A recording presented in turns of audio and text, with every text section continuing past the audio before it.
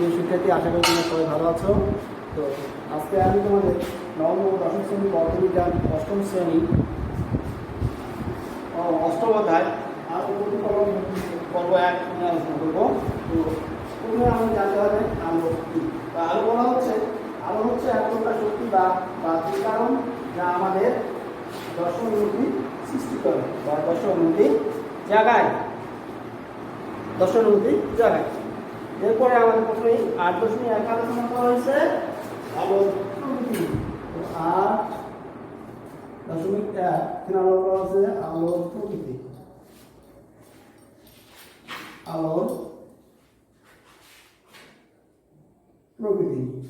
তো আলোর প্রকৃতিতে বলা হচ্ছে, আমরা যখন কোনো বস্তু দেখি তখন বস্তু থেকে আলো আমাদের চোখে আসে পড়ে, তখনই আমরা সেই বস্তু দেখতে পাই।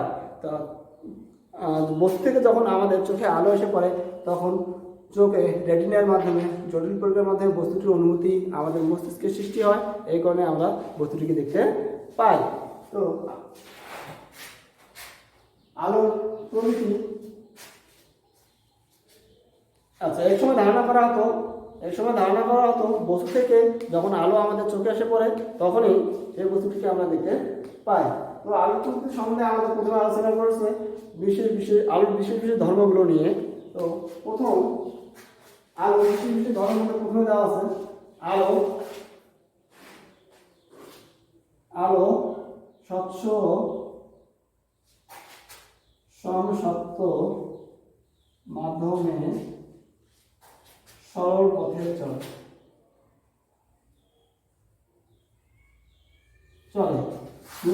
বলা হয়েছে আলো নির্দিষ্ট মাধ্যমে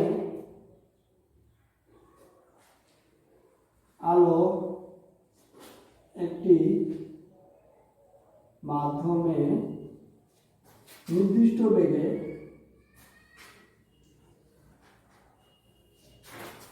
চলে।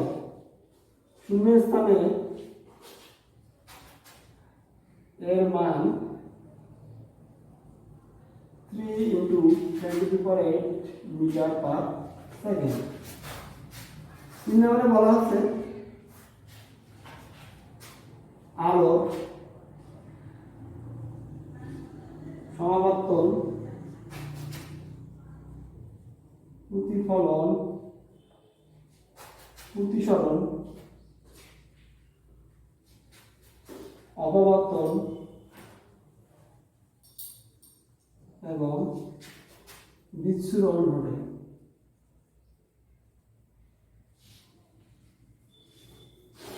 4 নম্বরে বলা হয়েছে আলো এক প্রকার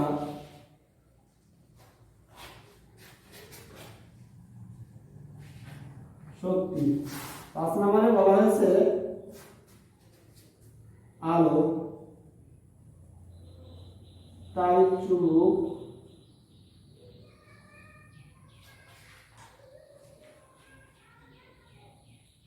তরঙ্গ।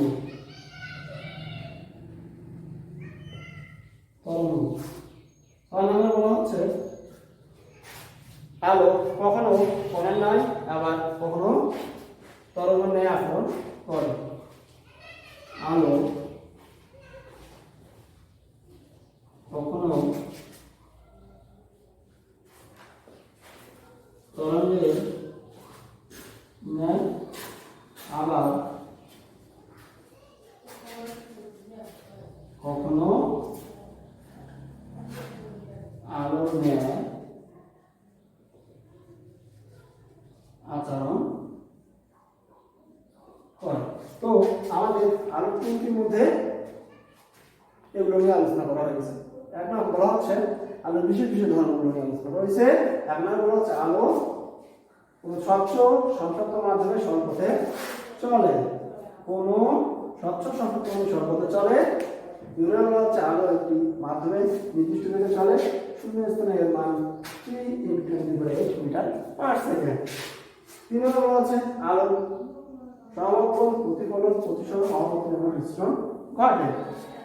4 নম্বর আছে আলো এক প্রকার শক্তি। 5 নম্বর আছে আলোর তাই চলুক তরঙ্গ। 6 তাহলে হচ্ছে আলো কখনো কলমের ন্যায় আবার কখনো বিন্দুর ন্যায় আচরণ করে, আবার কখনো বিন্দুর ন্যায় আচরণ করে, বিন্দুর ন্যায় আচরণ করে। তো আলোক প্রকৃতির মধ্যে আমাদের এই বিষয়গুলো আলোচনা করা হয়েছে। আশা করি তোমরা বুঝছো। এরপরে আমরা আসবো 8.2 আলোচনা করা হয়েছে আলোর প্রতিফলন সম্পর্কে। তো এবার একটা বিষয় নিয়ে প্রিয় শিক্ষার্থী বন্ধুরা, এবার আমরা যাব আলোর প্রতিফলন সম্পর্কে। তো আলোর প্রতিফলন সম্পর্কে জানতে হলে বুঝতে গেলে প্রথমে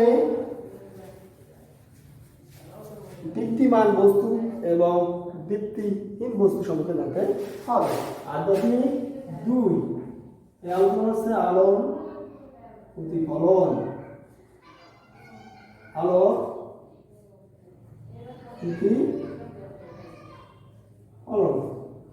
প্রতিফলন। তো আলোর প্রতিফলন সম্পর্কে জানতে হলে বুঝতে হলে প্রথমে আমাদের জানতে হবে আলোর দীপ্তিমান বস্তু এবং দীপ্তিহীন বস্তু কি। তো এক নম্বরে আমরা আসি দীপ্তিমান বস্তু। দীপ্তিমান বস্তু মানে দীপ্তিমান বস্তু আমরা কাকে বলবো? যে সকল বস্তু থেকে, যেমন সূর্য, চন্দ্র, গ্রহ, নক্ষত্র, তারা এই সকল বস্তুগুলো কি নিজের থেকে আলো নিঃসরণ করে, এই সকল বস্তুকে বলা হচ্ছে দীপ্তিমান বস্তু। তাহলে দীপ্তিমান বস্তু একটা বলবো যে সকল বস্তু, যেমন সূর্য, চন্দ্র, গ্রহ, তারা, জ্বলন্ত মোমবাতি, এগুলো নিজে থেকে আলো নিঃসরণ করে, তাদেরকে বলবো আমরা দীপ্তিমান বস্তু। এবার আমরা দীপ্তিহীন বস্তু।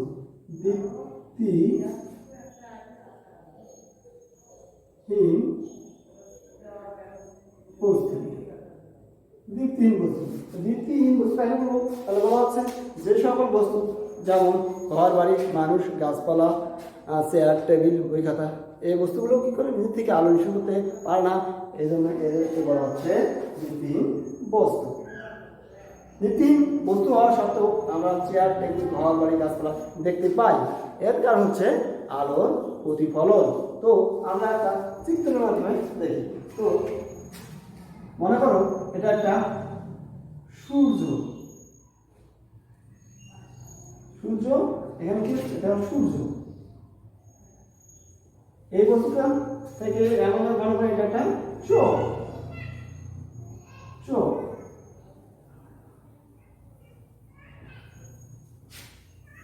এখানে সূর্য থেকে আলো আমাদের চোখে সরাসরি প্রবেশ করে, এই জন্য আমরা সূর্যকে দেখতে পাই। আবার এখানে একটা বস্তু মনে করো, যে কোনো একটা বস্তু বই দিতে রাখি বা টেবিল হোক, একটা চেয়ারে হোক।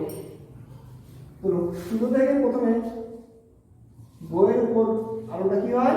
প্রতিফলিত হয়। এবার বই থেকে যখন আলোটা সূর্য থেকে যখন বইয়ের আলোটা আপতিত হয়, এই আপতিত আলো আবার যখন প্রতিফলিত হয়ে আমাদের চোখে প্রবেশ করে, তখনই আমরা কি করি? এই বস্তুটাকে দেখতে পাই। এটা হলো সম্পূর্ণ আলোর একটা প্রতিফলন। তো আলোর প্রতিফলনে আবার দুটি সূত্র মেনে চলে। একটা হলো আপতন, একটা হলো আপতন, আর একটা হলো প্রতিফলন। তো এক নম্বর সূত্র বলা হচ্ছে, এটার জন্য আমাদের একটা সুন্দর চিত্র দরকার। তাহলে চিত্র আগে এবং আমরা দেখতে পাচ্ছি, মনে করি এটা একটা সমতল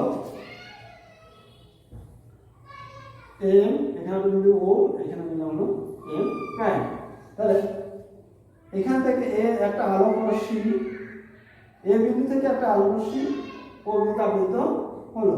এই আলো ও বিন্দু থেকে আপতিত হয়ে দুইটা বি বিন্দু বরাবর প্রতিফলিত হয়ে চলে গেল।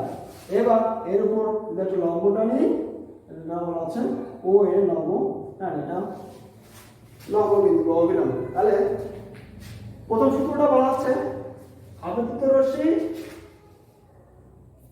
আই, আপতিত রশ্মি ও একে কোন আয়তন প্রশ্ন হয় এবং প্রতিফলিত রশ্মি ও বি এবং অবিলম্ব ও এন কি হয় একই সমতলে থাকে। দ্বিতীয় সূত্র বলা হচ্ছে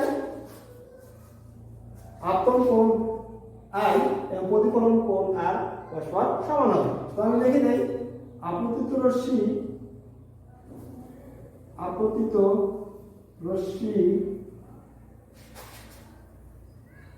প্রতিফলিত রশ্মি এবং আপতন বিন্দুতে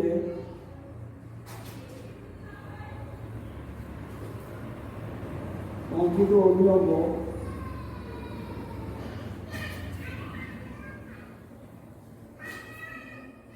লম্ব একই সমতলে থাকে, একই সমতলে থাকে বা অবস্থান করে, একই সমতলে থাকে বা অবস্থান করে। 2 নম্বর বলা হচ্ছে আপতন কোণ এবং প্রতিফলন কোণ পরস্পর সমান, অর্থাৎ আই সমান কোণ আই সমান কোণ আর আপতন কোণ এবং প্রতিফলন কোণ পরস্পর সমান। আবার যে পৃষ্ঠ হতে আলো নির্মিত হয় তাকে বলা হচ্ছে প্রতিফলক পৃষ্ঠ। আশা করি একদম বুঝছো। আলোর প্রথম যে দুটি সূত্র মেনে চলে সেটা হলো আপতিত রশ্মি, প্রতিফলিত রশ্মি এবং আপতনজনিত অভিজ্ঞ অভিলম্ব একই সমতলে থাকে। চিত্রের মধ্যে আমরা দেখতে পাচ্ছি, এই চিত্রের মধ্যে দেখতে পাচ্ছি আপতন কোণ এবং প্রতিফলন কোণ, আপতন কোণ এবং প্রতিফলন কোণ পরস্পর সমান, অর্থাৎ কোণ আই কোণ আর। এবার আমরা আসবো প্রতিফলক পৃষ্ঠ। তাহলে প্রতিফলক পৃষ্ঠের উপর ভিত্তি করেও তাহলে যে পৃষ্ঠ হতে আলো প্রতিফলিত হয় তাকে বলা হয় প্রতিফলক পৃষ্ঠ। তাহলে এবার একটা বিষয় দিয়ে এবার আমরা আসবো প্রতিফলক পৃষ্ঠ। প্রতিফলক পৃষ্ঠ বা আলো প্রতিফলন কাকে বলবো? বলা হচ্ছে আলো রশ্মি যখন এক স্বচ্ছ মাধ্যম থেকে অন্য স্বচ্ছ মাধ্যমে তীর্যভাবে পরস্পরে তখন ওই মাধ্যমে বিভ্রান্তরে কিছু পরিমাণ আলো আবার প্রথম মাধ্যমে ফিরে আসে, এই ঘটনাকে বলা হয় আলোর প্রতিফলন। তো আমি প্রতিফলন আমরা এইভাবে বুঝতে পারি, এটা একটা যদি সমতল বা কাজ হয় তাহলে এখান থেকে আলোটা প্রতিফলিত হয়ে কিছু পরিমাণ আলো ভেদ করে এদিকে শোষিত হয়, চলে যায়।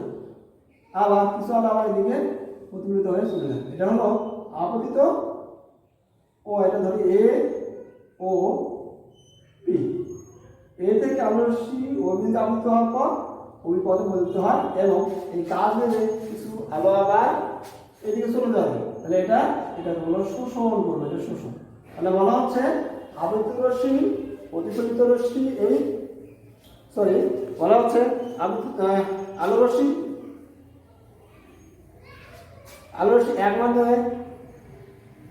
এক মাধ্যম দিয়ে ছোট অন্য মাধ্যমে বিভক্ত হয় যখন আপতিত হয় তখন কিছু পরিমাণ আলো আর প্রথম মাধ্যমে ফিরে আসে এবং এই ফিরে আসাকে বলা হচ্ছে আলোর প্রতিফলন।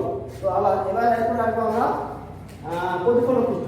আলো প্রতিফলন পৃষ্ঠের উপর ভিত্তি করে আবার যে পৃষ্ঠ হতে আলো প্রতিফলিত হয় তাকে বলা প্রতিফলক পৃষ্ঠ। প্রতিফলক পৃষ্ঠ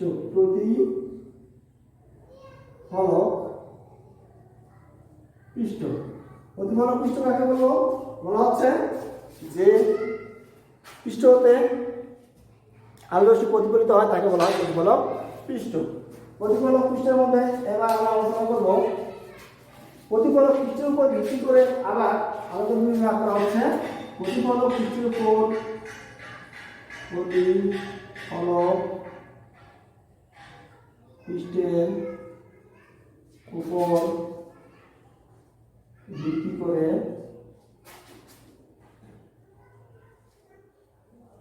আলোকে বিভাগে ভাগ করা যায়। এখন হচ্ছে নিয়মিত প্রতিফলন আর নিয়মিত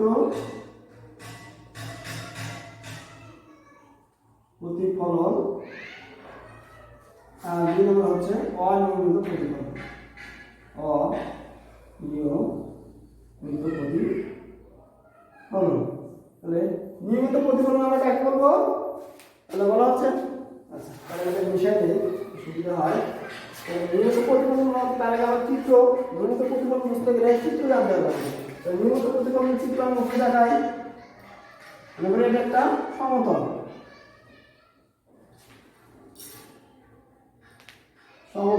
সমতল পৃষ্ঠ, মসৃণ তল, মসৃণ মানে সমান, মসৃণ তল। মসৃণ তলে এখানে নিয়মিত প্রতিফলন গুলো হচ্ছে একগুচ্ছ আলোরশ্মি, তাহলে অনেকগুলো আলোরশ্মি দেখা একগুচ্ছ,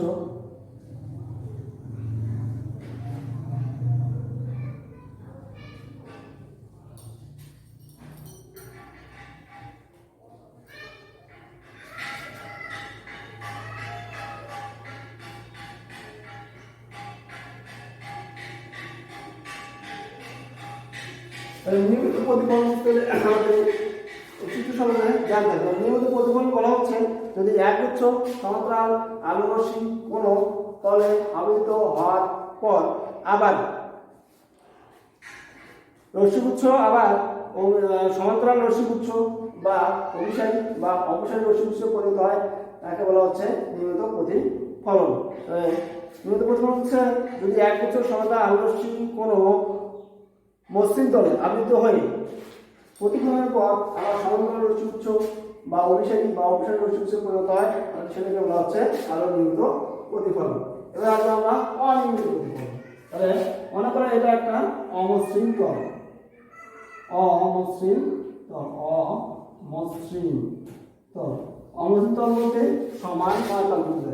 এখানে যদি একগুচ্ছ আলোরশ্মি আসে তাহলে একটা আলোরশ্মি এর থেকে আসবে এবং এর থেকে এভাবে চলে যাবে।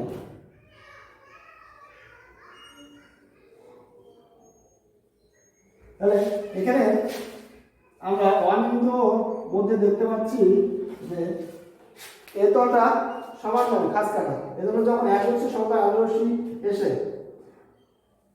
প্রতিফলিত হয়ে চলে যায় তখন আলোরশ্মি গুলো সমান কোণে প্রতিফলিত হয় না এবং আবৃত হয় না। এজন্য এটাকে বলা হচ্ছে অনিয়মিত প্রতিফলন বা ব্যর্থ প্রতিফলন।